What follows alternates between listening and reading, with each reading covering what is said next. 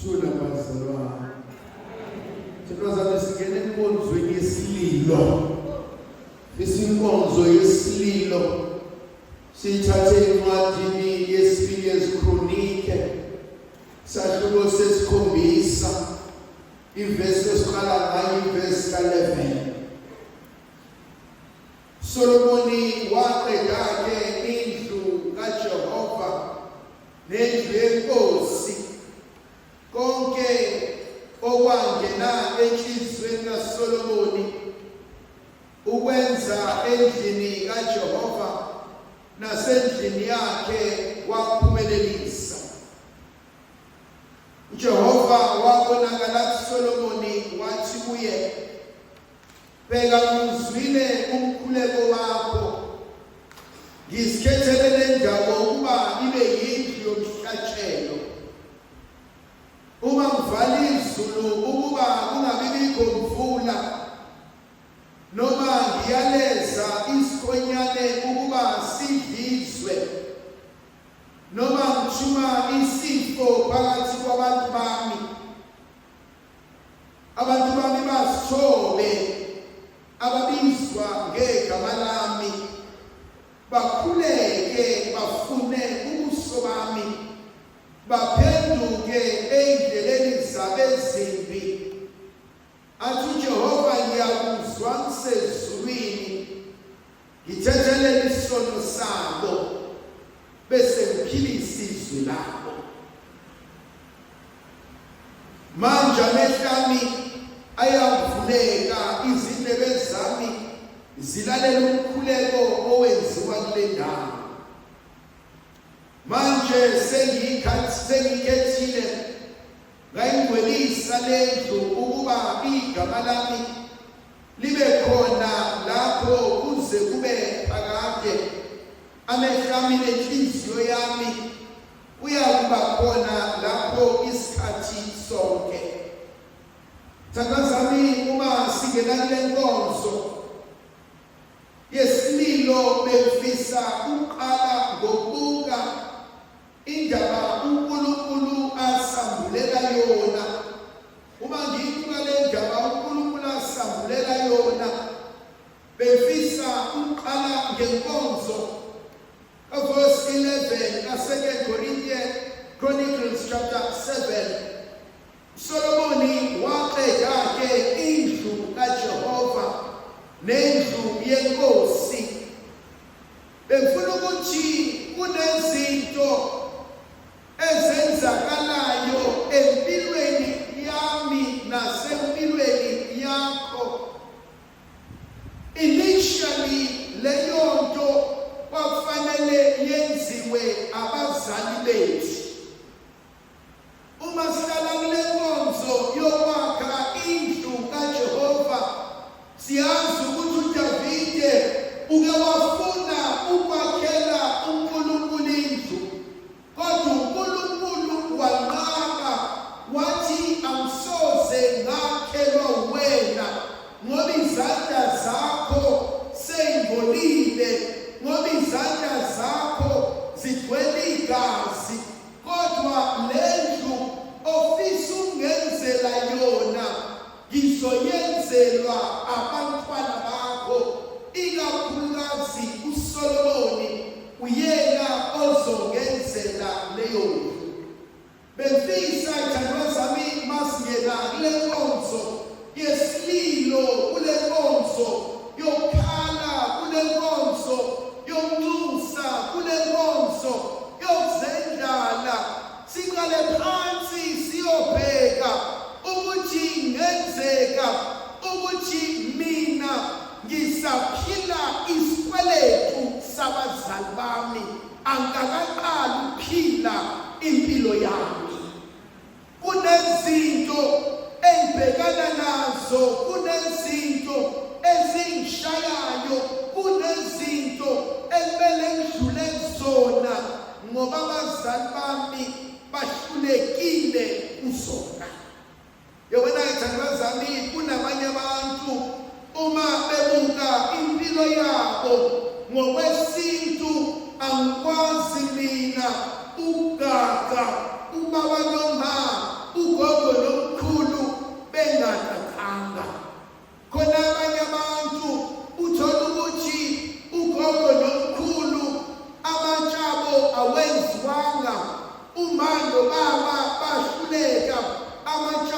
awenziwanga kwamina ngihluleke ngize ngenzelwe umntanami. Funa ukuhlala enkonzweni yokuthi kunezimo ezaleka phezu kwazo, kunezimo esifinyelela phezu kwazo okuyizona ezisindezelayo edinga ukuba kube yimina engiqaqayo emndenini wakithi. Kunabantu uNkulunkulu athi mebadala, athi mevuma ukuba bazaleke, athi lo mndeni ngizowuqaqela, athi lo mndeni ngizowulungisela ngesandla sikasibanibani. Yona nkonzo yokuqala engiyibonayo uNkulunkulu eyenza iyangithinta uverse 11 uma uNkulunkulu ethi kuSolomoni, indlu sewuyiqedile, inhliziyo yami iyathokoza. Ebese kuvuka kumina ukuthi uSolomoni esewuvusile umuzi kayise uDavide, uSolomoni esesiphetile isibusiso uNkulunkulu ayesifisela uIsrayeli. uJehova uyathokoza, uJehova uyenama ngesenzo sikaSolomoni. Ebese kuvuka kumina inkonzo yesibili, athi uNkulunkulu kuSolomoni, athi bheka nomuzi sengiwukhethile, athi bheka lo muzi uyakuba umuzi ongcwele, athi ngizwile imkhuleko yakho. Yavuka kumina uMasamba siyobheka incwadi kaExodus, athi ngizwile imkhuleko yabantu bami, athi inyembezi zabo seyifikelelile kumina. Ukhulu weva ukuthi inyembezi zethu ayiweli phansi kodwa ayiwele entendeni yesandla sikaThixo. Athi uPostoli Pawuli, uma amazwi engasekho, athi inhliziyo iyabubula, uma ungasakwazi ukukhuluma ongenayo inkosi, lalela inyembezi zami nemkhuleko yami. Khona inkonzo engifuna ukuya kuyona, inkonzo ethi uNkulunkulu uyezwa, uNkulunkulu uyabona, uNkulunkulu asidingi ukuba simtshele njalo iy'nkinga zethu, asidingi ukuba simxoxele njalo ukuxakeka kwethu. Uthi yena usebonile, uthi yena usezwile, uthi yena sekufinyelelile kuyena. Ngiyithanda le nkonzo yokwazi ukuthi ebesikhalela yonke le minyaka sekufikile kuyena, obekusikhathaza yonke le minyaka sekuzwakele kuyena, obekusibophile yonke le minyaka uJehova usezolungisa. Kunale nkonzo kumina evukayo, inkonzo yokulinda usethembeni, inkonzo yokuhlala wazi ukuthi ongidalile uzongenzela. Thandazana inkonzo evukayo kumina, inkonzo yokuthi uNkulunkulu wethu uthi mesezwile ebese esilungisela, uthi meyibonile ebese elungisa. Kunenkonzo evuka ngelinye ilanga kuDavide uma ehlele esihlalweni sobukhosi, ebese ekhuluma nenduna yakhe, athi akekho yini osele emzini kaJonathani nasemzini kaSawuli na? Uthi obhala kahle induna iyamxoxela ithi uSawuli usashona, uJonathani usashona, kodwa ikhona indodana yakhe uMefiboshethi ohleli osakhona. Athi kodwa Nkosi, ungasenzani lesi sigqiki esingaka esingasakwazi nalokuhamba. Ngethanda inkonzo eyenziwa uDavide, inkonzo yokuthi ngake ngenza izivumelwane noJonathan ukuthi ekufeni komnye wethu umndeni wethu ungaxabeki. Konze ngisahleli kuyona ethi uNkulunkulu sezizwile ukukhala kwethu. Ngiyathanda uDavide uma ethi ngilandeleni uMefiboshethi, lithi isilikaNkulunkulu bamlanda bemgibelise eHashini, athi angafika kuDavide ebese ebona akakwazi ukuhamba. Befuna ukuthi engathi uJehova ubengavusa oDavide, ubengavusa abantu abake baba nesikwelete esihle kubazali bethu, ukuze sikwazi ukuphiliswa, ukuze sikwazi ukuhlengwa, ukuze sikwazi ukusizakala. Konzo yesithathu engiyithandayo uthi uDavide esemsondezile uMefiboshethi angahlekisi ngosizi lwakhe, kodwa athi akahlale etafuleni kanye nami khona abantu bengeke babone ukuthi imilenze yakhe ayisebenzi. Konzo esingena kuyona inkonzo yesililo, inkonzo yonxusa, khona inkonzo eyenzakalayo kwisidalwa esingumuntu, uthi angalimala afuna ukulimaza abanye. Umuzwa omunye ethi angifuni ukuhamba ngedwa, angifuni ukusala ngedwa, angifuni ukulimala ngedwa.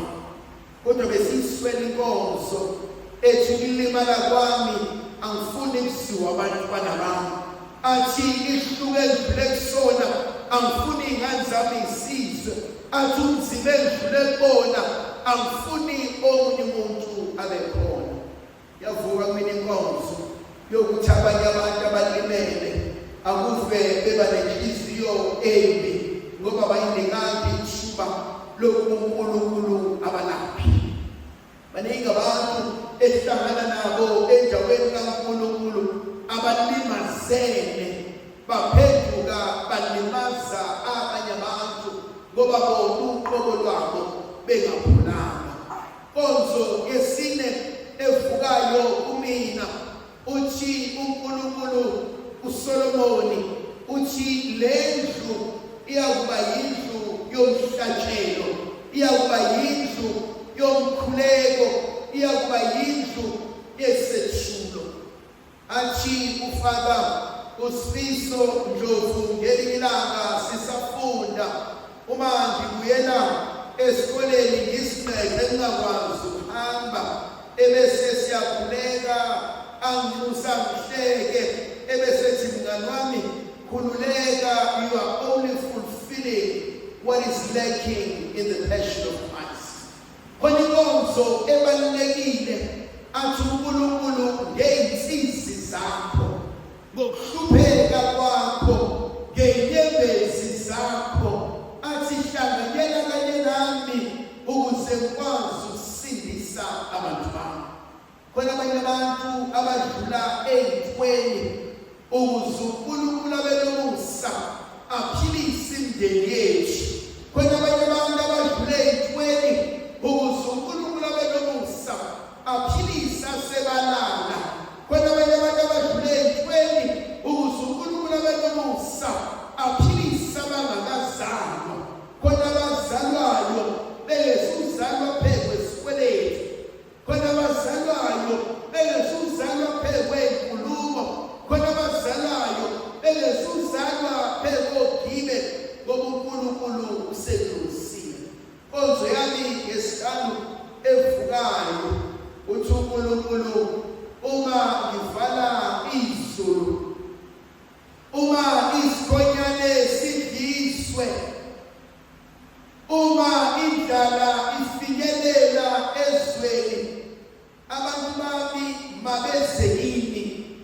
bakhale, mina Jehova uNkulunkulu wabo ngizozwa ngisezulwini. Khona inkonzo efisa ukudlula kuyona ukuthi kwesinye isikhathi ukuthi umntwana kaNkulunkulu akusho ukuthi inkinga ngeke zibe khona, ukuthi uyakhuleka akusho ukuthi inkinga azikho, ukuthi uyadumisa akusho ukuthi ingxaki ngeke zibe khona. Kodwa nenkonzo uNkulunkulu alokhu eyivusile enhlizweni yami inkonzo ethi inkinga izoba khona, ungayeki ukukhuleka. Inhlamba izoba khona, ungayeki ukukhuleka. Ukuhluleka kuzoba khona, ungayeki ukukhuleka.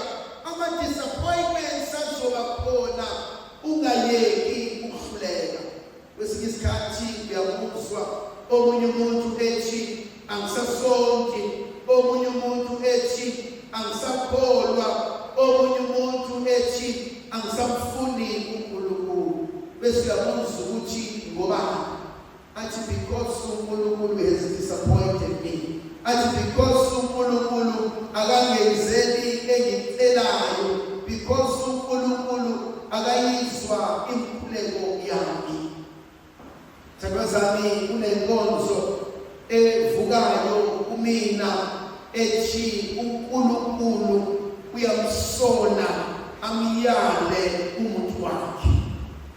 Uma uneyingane ezimbili, khona ingane oyibonayo ukuthi inteketeke, very weak, khona ingane oyibonayo ukuthi ustrong, usifanana. Noma lona onteketeke ungamzama kangakanani uyohleze enteketeke, uyohleze isiyoyoyo, uyohleze ekhala. Kodwa lona omunye uma umzama angadinwa, kodwa uyaphokophela. Uma umzama angadinwa, kodwa uyaqhubeka. Uma umzama angakhala, kodwa akayeki umsebenzi engawuqedanga. And as umzali, you give more kumntwana who's able to stand with more. You challenge more umntwana on the capability of achieving greater. You put more responsibility umntwana owaziyo angakwazi ukumelana nesimo. Kwesinye isikhathi ngiyayithi uNkulunkulu uzokufundisa izinto ngokuhlupheka, uzokufundisa izinto ngokushayeka, uzokufundisa izinto ngokukususa phakathi kwabantu, uzokufundisa izinto ngokuzondwa ngabantu, uzokufundisa izinto ngokulahlekelwa yikho konke, uzokufundisa izinto ngokushiywa yibona bonke.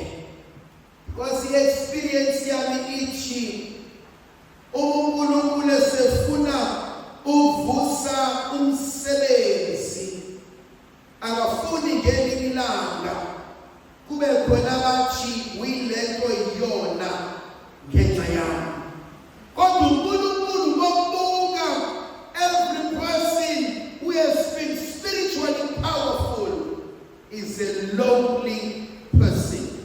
Every person who has made it in life, akuve ezondwa.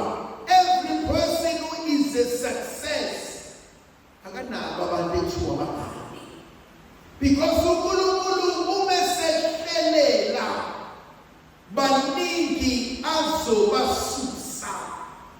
uNkulunkulu esedila nawe uzoke aqhuthulule, ahlephule kuhle kwa-anyanisi esusa izinto. It's something so fascinating ngo-anyanisi.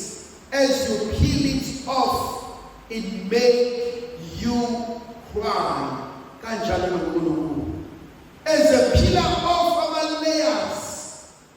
Khona abanye abantu esitshela ukuthi bayasithanda.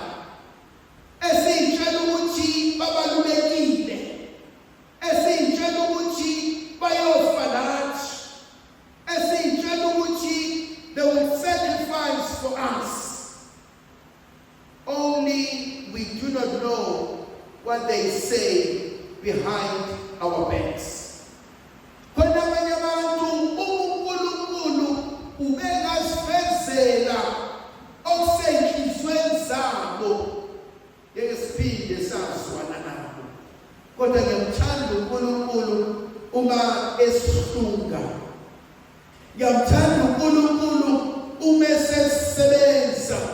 Ngiyamthanda uNkulunkulu uma esesimuvela to the next level. Ngoba nezinto adlulisa kuzona. Kuyavuka kumina inkonzo athi ngizokubuyisela konke okudliwe isikhunyana. Athi ngizokunikeza konke okusulahlekele khona. Athi encwadini kaJobe chapter 42 athi ebe nalo ngomuntu wami ngeshintshwe. Athi Isaiah, when the time is right, I, the Lord your God, will make it happen. Kunenkonzo uNkulunkulu ayivuse enhlizweni yami. Inkonzo ilinda usethenjini. Inkonzo ilinda ngoba yamazo uNkulunkulu uzokwenza. Inkonzo ilinda ngoba yamazo uNkulunkulu vele usengihlelele. Izwi lokugcina elithitayo athi uNkulunkulu le ndawo iyakuba indawo yomkhuleko. Athi le ndawo iyakuba indawo oyokhala kuyona maqedane ngikusize. Umbuzo engikubuzayo, unayo indawo okhala kuyona? Unayo indawo ozethula kuyona? Unayo indawo ephoqa ukuthi usuke embhedeni uyoyilahla ngamadolo? Unayo indawo ephoqa ukuthi usuke kubantu khona inkonzo evukile bangilungisela indaba yendawo, inkonzo kaHana noPhenina. Lithi izwi likaNkulunkulu uHana ehlele etafuleni noPhenina noElkana. Uthi uPhenina bethuka ngenhlamba. Uthi uPhenina behlekisa ngaye. Uthi uPhenina bephenduka inyembezi zibe ukudla kwakhe. Ebesethatha isinqumo sokushiya umyeni wakhe. Ebesethatha isinqumo sokushiya umnakwabo. Besethatha isinqumo sokushiya ukudla. Ebesethatha isinqumo sokukhuphukela emhlabeni. Besethatha isinqumo sokuyojukwa uIlayi. Besethatha isinqumo sokuyokhalela uJehova. Sakwazi inenkonzo ezibalulekile. Khona omunye umuntu owaziyo ukuthi udinga usizo kodwa uyifila lokusuka entweni. Omunye umuntu uzwe ethi better the devil you know than the one you do not know. Omunye umuntu ethi vele lento sengiyijwayele. Omunye umuntu athi mangisuka la uthangiyephi le ndawo. Besiswele inkonzo yomethemba uNkulunkulu. Athi okhuluma kahle siyamethemba hayi ngoba sazi. Athi siyamethemba ngoba uthembisile, uthembekile. Kunezinto ekumele siye kuzona kodwa sikwazi ukuya kuzona uma singashiyanga ngemuva. Asikwazi ukwamukela uma singalahlanga. Asikwazi ukuphiliswa uma sisabambelele. Inkonzo uNkulunkulu ayivusa kuthina. Inkonzo yokushiya indawo elimazayo ukuze kwazi ukuphiliswa. Khona abanye abantu ezimpilweni zabo they cannot